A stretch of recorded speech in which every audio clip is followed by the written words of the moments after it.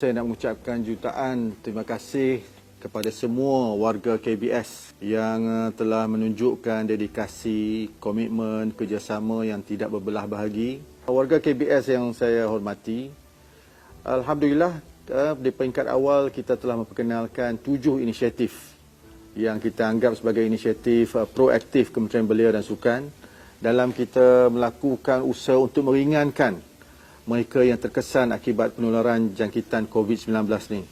Antara yang telah kita lakukan, iaitu kita telah membuat pembayaran allowance kepada pelajar-pelajar Institut Latihan Kemahiran Belia dan Sukan IKLBS yang dipercepatkan bersama dengan insentif data internet.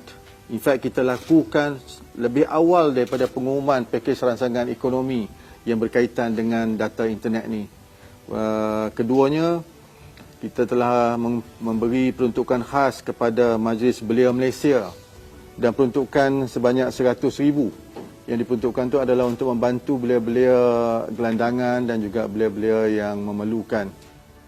Selain daripada itu, kita juga telah beri peruntukan kepada Yayasan Kebajikan Atlet Malaysia, YAKIB. Kita telah mengambil keputusan untuk menangguh caj penyewaan premis Kementerian Belia dan Sukan di seluruh negara. Kita juga telah memutuskan semua pekerja PSH kita, in fact kita adalah antara kementerian pertama yang melakukan keputusan ini, iaitu semua pekerja sambilan PSH kita dibayar penuh dan pelajar teknikal intern di Kementerian Belia dan Sukan juga menikmati pembayaran penuh. Jadi selain daripada kebenaran untuk penggunaan kemudahan fasiliti di bawah Kementerian Belia dan Sukan kepada mereka, kepada kerajaan bagi tujuan untuk menangani penularan COVID-19. Saya fikir ini adalah langkah-langkah awal yang kita buat.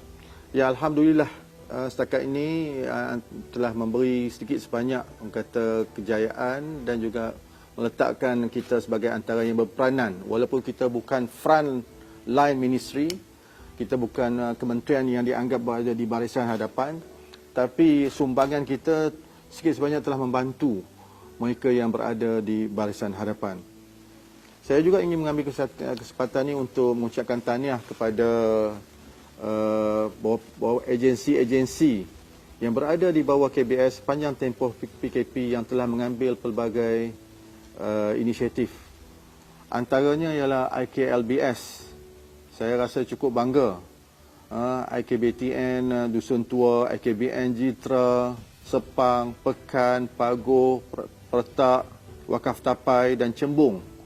Semua ini terlibat dalam menghasilkan 45,000 unit PPE yang akan digunakan dan untuk mereka yang berada di barisan hadapan.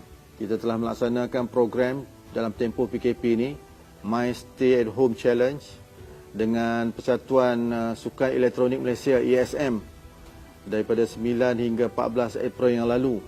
Walaupun dalam tempoh yang singkat, apa yang dilakukan oleh ESM, penyertaan dia di luar daripada jangkaan.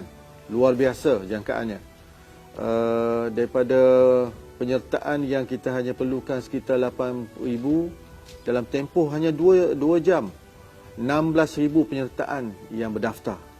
Dan maka sebab itulah saya telah memutuskan untuk meneruskan kejohanan version 2.0 yang sedang berlangsung daripada 2 hingga 28 April yang akan melibatkan jumlah yang lebih ramai.